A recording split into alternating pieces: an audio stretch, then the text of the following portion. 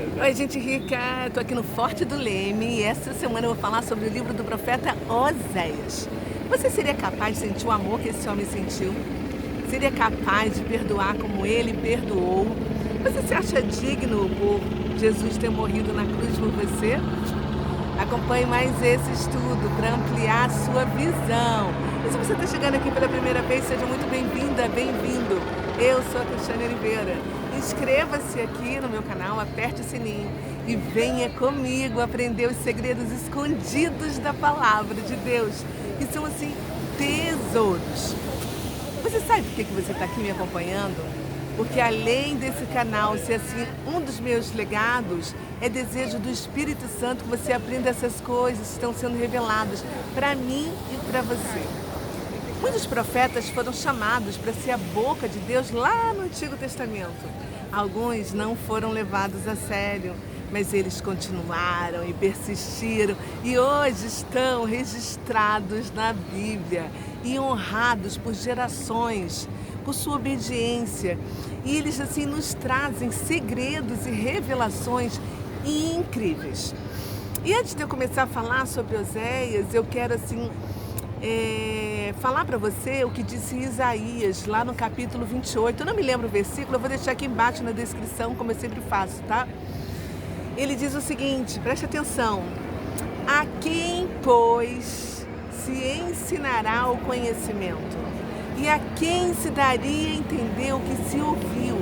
Acaso aos desmamados e aos que foram afastados dos seios maternos? Porque é preceito sobre preceito, preceito e mais preceito, regra sobre regra, regras e mais regras. Um pouco aqui, um pouco ali. Lembra do que eu sempre falo aqui nos vídeos, que a gente deve ir juntando as pecinhas do quebra-cabeça? Uma pecinha aqui, outra pecinha ali, outra colar. É isso que Isaías está falando. A gente precisa ir formando essa foto em nossa mente do que a Bíblia tem para nos dizer. E Deus acaba de dizer que Ele não vai revelar o segredo dele a quem não busca, mas para aqueles que têm fome e sede da verdade. Porque Deus quer que eu e você sejamos assim apaixonados pelas Escrituras. Não tem como ler a Bíblia e ficar indiferente, né? Ou você vai se incendiar e se apaixonar, ou você vai esfriar e achar assim loucura esse Deus. Bom, dito isso, pronta para começar? Então, sente-se confortavelmente, porque eu vou começar agora. Vamos lá. Bom, Oséias, ele fez parte assim, ele faz parte, né, dos 12 livros conhecidos como os profetas menores. Ah, mas você precisa saber que profetas maiores ou profetas menores não tem nada a ver com o valor do profeta, tá? Porque todos que estão aqui foram bocas de Deus. O que é importante é assim o volume da matéria escrita deles. É isso que é considerado menor ou maior, tá ok?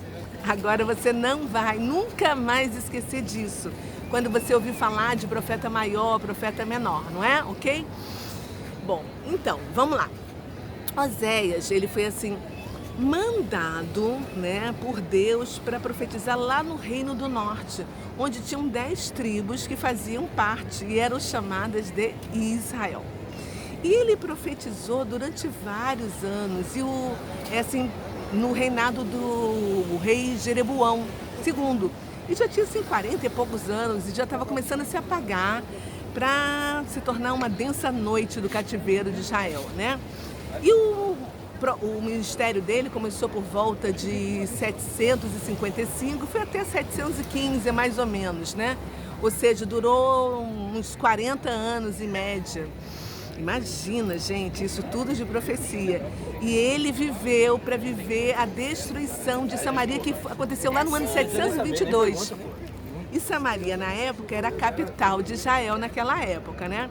E essa foi, assim, uma época de grandes mudanças na história do mundo, né? O legal é que eu estou sempre, assim, buscando pesquisar o que estava acontecendo naquela época, para você ter, assim, uma visão geral da história, do território. de todo o movimento que estava acontecendo, né? Enquanto esses homens, esses profetas, os apóstolos, escreveram todos esses livros que estão disponíveis hoje para a gente, né?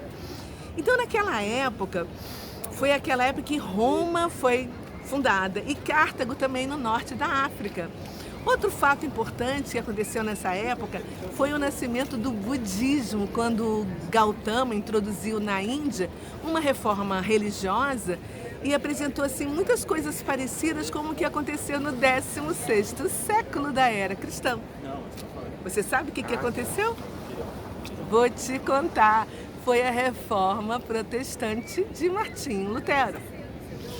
Então, o nascimento do budismo se deu nessa época, entendeu? Onde Oséias foi mandado para o Reino do Norte. E os profetas da época de Oséias foram Amós, Isaías e Miqueias. O engraçado é que Oséias era chamado de Jeremias do Norte, porque Jeremias, ele desceu e foi profetizar lá no reino de Judá, que era formado por duas tribos, Judá e Benjamim, que formavam o Reino do Sul, tá? Hoje em dia, se a gente parar para pensar, existem assim várias escolas de profetas espalhadas assim pelo mundo, que são uma bênção. Eu já li vários livros desses profetas atuais, dessa nova geração. Eu não sei se você já leu, vale a pena porque é muito interessante, tá? Mas Oséias, ele assim, não passou por nenhuma escola, nenhum seminário, nenhum congresso. Na verdade, ele era um leigo que foi chamado por Deus e, em obediência ao Senhor, ele foi levar uma mensagem muito específica para Israel. No início, era tudo entregue oralmente, né? Ele chegava lá e verbalizava, tá acontecendo isso, você não pode fazer isso, tá acontecendo... E era uma mensagem, assim, de destruição do reino de Israel. Após a queda de Samaria, é que as suas palavras foram transcritas em rolo como registro de uma profecia cumprida. A advertência de julgamento, contendo também uma chamada ao arrependimento e uma promessa de restauração no futuro, que ainda vai acontecer quando Jesus voltar, tá? E os judeus o reconhecerem como o Cristo, o Messias, o Hamashia. Uau! E Oséias, ele foi assim, um dos homens que mais amou em toda a literatura bíblica, gente. Por isso que eu fiz aquela pergunta lá no início. Será que você amaria como esse homem amou? O amor dele era assim tão grande que nem os atos mais reprováveis da esposa dele, que era infiel, puderam fazer ele mudar de ideia, entendeu? E logo nos primeiros versículos, quando a gente abre o livro dele, né, a gente vê que Deus assim dirige as primeiras palavras para Oséias e muita gente pensa outras coisas. A gente vai falar sobre isso, né? Oséias fala sobre o declínio abrupto, entendeu? E o povo dele acabou indo para o cativeiro. Imagina exortar um povo durante 30, 40, 50 anos, gente. Hoje a gente fala 1, 2, 3 vezes e quando ninguém dá atenção pra gente, a gente já desiste, já tira o nosso time de campo, não é verdade? Pois é. Ele também estava vivendo assim uma época muito instável, como nós estamos vivendo atualmente, né? Mas lá em Israel o pecado era generalizado. Uau! E o livro de Oséias, ele foi escrito com uma mensagem de juízo contra Israel. Muita gente, quando lê, acha assim, até chato esse livro, sabe? E não entende muito. Mas é preciso observar que as profecias dele se cumpriram com todo o horror que ele anunciou, desde o início do ministério dele, tá? Pouco se sabe a respeito dele, né? Além dele ter tido uma vida familiar muito, muito triste. E é interessante a gente refletir sobre isso, porque muitos acham que quando a gente entrega as nossas vidas a Deus, tudo vai ser um mar de rosas, vai ser glória, abundância, alegria. E tchau, adeus sofrimento. Mas as coisas não são bem assim. Basta ver como é que morreram os discípulos de Jesus, a vida de Paulo, de Moisés, de Davi. Por isso Deus, né, nos deixou todas essas verdades escritas para que a gente possa ler e entender. As pessoas esquecem o que Jesus disse: no mundo tereis aflições, mas tende bom ânimo, eu venci o mundo. Pois é. E o livro de Oséias, ele apresenta ele mesmo como um homem bondoso, franco, afetuoso, ligado ao lar, né? E os 3 primeiros capítulos compram uma história assim comovente, sabe? Que ajuda sempre uma leitura fascinante, quase inacreditável. Porque é muito difícil, gente, pensar num homem que faria o que ele fez.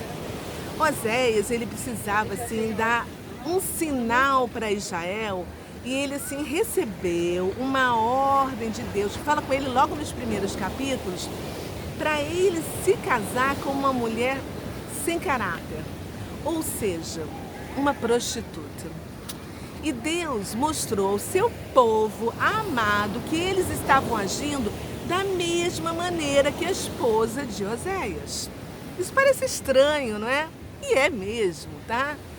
Mas Deus mostra a sua graça redentora, o seu favor imerecido. Oséias pegou uma prostituta de nome Gomer, deu a ela o seu nome, deu a ela um lar, reputação, as bênçãos de Deus e o seu amor. Para nós, quando a gente lê, parece uma atitude louca, né? Quem seria capaz, em sã consciência, de fazer isso com uma prostituta? Ela não merecia o amor dele, nem a sua bondade, entendeu? Mas Israel também não merecia a generosidade do Senhor, que derrama o seu amor por esse povo injusto. Mas a gente precisa entender que Deus não escolheu os justos, mas os pecadores, como eu, como você. A maior prova disso foi Jesus, que morreu por todos nós, que somos pecadores, para pagar pelos nossos pecados, para retirar as chaves das mãos do inimigo, para nos dar a vida eterna. Não é verdade?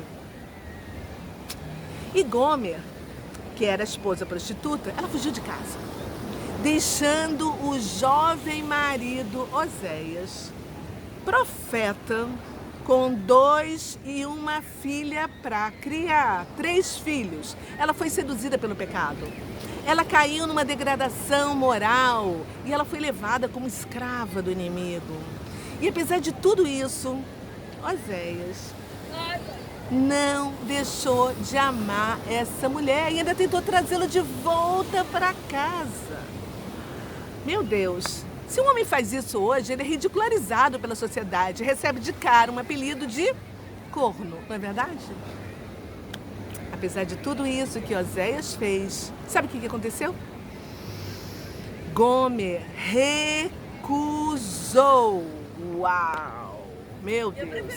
Assim como Oséias ficava casado com uma mulher infiel, né? Que o traía na maior cara dura, né?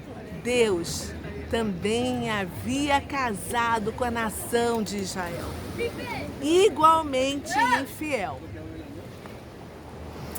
Eu já ouvi assim, diversas histórias da igreja com interpretações assim, distintas sobre a vida de Oséias. E talvez você também já tenha escutado, né? Eu já ouvi alguns pastores dizendo que Deus mandou Oséias se casar com uma prostituta. Outros já disseram que a mulher de Oséias só caiu em pecado depois de quebrar os laços matrimoniais.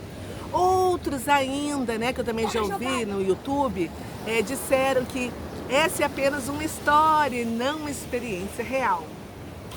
Não tem como a gente descobrir a verdade antes de estar na eternidade com Deus, que vai nos contar todas essas histórias bíblicas, com todos os detalhes bíblicos, com todos os personagens que estarão ao nosso redor. Eu creio nisso.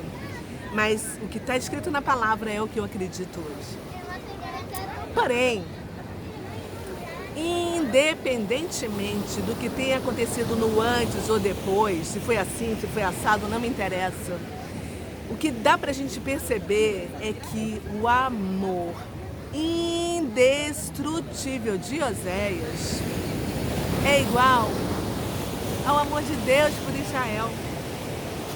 E a prostituta Gomer, infiel, ela é igual à persistente apostasia de Israel. E a história da apostasia, gente, ela faz parte da nossa natureza, da natureza do homem. Se a gente parar para pesquisar, a gente vai ver desde Gênesis, desde o início da queda do homem, aquela história de acreditar mais na serpente do que acreditar em Deus, né? O homem se corrompeu e aí foi retirado do jardim que ficava lá no Éden. E aí veio o juízo, as diversas línguas, as nações, não é verdade? E depois Deus escolheu Abraão e fez uma promessa para ele. Essa promessa passou para o filho da promessa, que era Isaac. Isaac gerou duas nações, Jacó e Esaú, que brigavam na barriga de Rebeca. Você lembra da história? Depois a promessa passou para Jacó, que se tornou Israel, que gerou 12 homens, que foram os cabeças das 12 tribos de Israel. E eles desceram tanto, mas tanto, que foram parar na escravidão do Egito mais uma vez. Apostasia no meio do povo. E ficaram lá 400 anos. E após 400 anos de total silêncio, Deus escolheu Moisés para libertar o seu povo. E aconteceu o êxodo. E aí eles retornaram. Aprenderam? Continuaram desobedientes, igual a mim, igual a você. Não adianta falar, ai, que povo esse judeu. Ai, meu Deus, não aprendem. Porque se a gente parar para pensar, se fosse eu, se fosse você lá, talvez fizéssemos até pior, entendeu? E não ficaríamos nem 40 anos rodando no deserto. De repente a gente já teria morrido antes. Mas Josué, Caleb, uma nova geração, eles finalmente pisaram na terra prometida, que havia sido promessa, né, do patriarca Abraão. E aí o que aconteceu? O povo foi distribuído de acordo com a sua terra, exceto a tribo de Levi, né, que eles não recebem a terra, mas as outras tribos continuaram pecando. Em quanto tempo ia passando? E aí eles se dividiram em 2 reinos, né? Ficaram 10 tribos no reino do norte, que foi chamado do reino de Israel, e 2 tribos no reino do sul, chamado de reino de Judá, né? E aí o que aconteceu? No norte, como no sul, as tribos começaram a pecar e começaram a adorar ídolos. E aí Deus mandou primeiro lá para o norte Elias, depois mandou Eliseu, mas eles se recusaram a ouvi-los. Aí Deus mandou Oséias, e Oséias dizia, vinde e tornemos para o Senhor. Esse era o clamor de Oséias, ele falava o tempo todo, vinde meus irmãos, vamos voltar para Deus, nosso eterno. E Oséias, o nome dele em hebraico, significa salvação. Mas o povo não estava interessado em ouvir ele. Aquilo para eles era um blá, blá, blá. Eles tinham muitas outras coisas para fazer, não tinham tempo a perder com um homem que nem sacerdote era. E a nação de Israel seguia firme e forte para a apostasia. Assim como antes, hoje, lá em Oséias 3, não me lembro o versículo, vou deixar aqui, tá? Oséias descreve a situação atual, né, dos judeus. Porque os filhos de Israel ficaram muitos dias sem rei, sem príncipe, sem sacrifício, sem coluna, sem estola sacerdotal, ídolos do lar. Mas também, lá no versículo 5, ele também mostra o futuro desse povo escolhido por Deus, graças ao coração bondoso do Senhor. Aí ele diz, depois tornarão os filhos de Israel. A gente não pode esquecer que eles foram exilados, parte foram para a Síria, outra parte passaram 70 anos lá na Babilônia. Depois eles foram espalhados por todo o mundo, sofreram um holocausto com o genocida Hitler, que matou mais de 6 milhões de judeus. E foram simplesmente dizimados da face da terra, né? Lá no meu Instagram, gente, eu tenho uma postagem sobre o Museu do Holocausto, Yad Vashem, que toda vez que eu vou para Israel eu faço uma visita lá. Basta você procurar aqui na descrição, que tem um link do meu Instagram, eu sou Cristiane Oliveira, e vá lá para você conferir, né? Porque eu sempre descrevo, eu conto o que eu vi, o que eu senti lá, né? Mas vamos voltar do que disse Oséias no versículo 5, tá? Senão a gente viaja aqui na maionese. Depois tomarão os filhos de Israel e tomarão o Senhor Deus e a Davi o seu rei. E nos últimos dias, tremendo, se aproximarão de Jesus e da sua bondade. Ou seja, o judeu, o povo escolhido vai ter um glorioso futuro e nós que nos aproximamos deles, que fomos enxertados na oliveira e somos co-participantes, co-recebedores das promessas e das bênçãos de Abraão, teremos juntamente com eles um futuro glorioso. É engraçado, né? Mas quando a gente olha assim, Deus olhou assim para o mundo, né, que Ele criou e viu assim vários povos. E decidiu escolher Israel como a menina dos seus olhos, o seu povo. Não porque eles eram a maior nação ou a mais rica da terra, não, a gente já falou sobre isso aqui. Pelo contrário, né?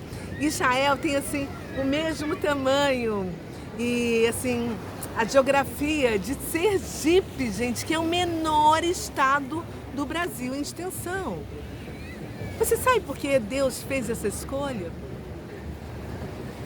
Porque Ele prefere escolhas fracas para confundir as fortes. Foi Paulo que disse isso lá em 1 Coríntios.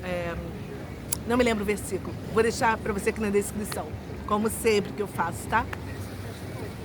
Agora, se você é um desviado que está me ouvindo hoje, aqui por acaso, alguém mandou esse link para você, que ama você, tá? Leia o capítulo 14 de Oséias, que é assim o maior capítulo da Bíblia para os desviados. Oséias escreve o que Deus fala: serei para Israel como orvalho e ele florescerá como lírio. Sabe por que orvalho? Vou te contar. Porque o orvalho, ele fala assim da presença do Espírito Santo. Observa nas últimas linhas de Oséias como Deus assim descreve a sua alegria permanente no meio do seu povo, depois que esse povo for curado, gente. E se você tomou posse das promessas de Abraão, nós estamos juntos com nossos irmãos judeus nessa alegria do Senhor. Preste atenção, porque eu vou terminar aqui agora.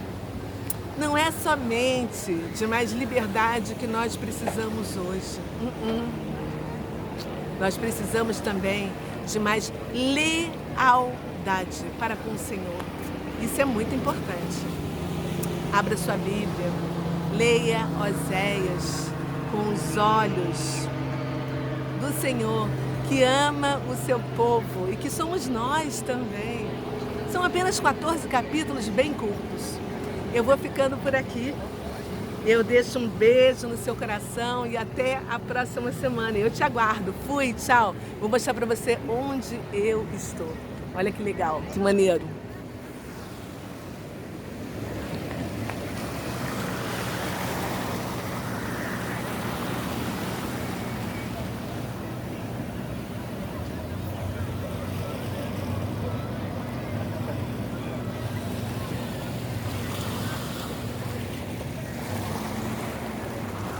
É isso aí. E o Rio de Janeiro continua lindo. Tô aqui no Forte do Leme. Um beijo para você e até a próxima semana. Fui! Tchau!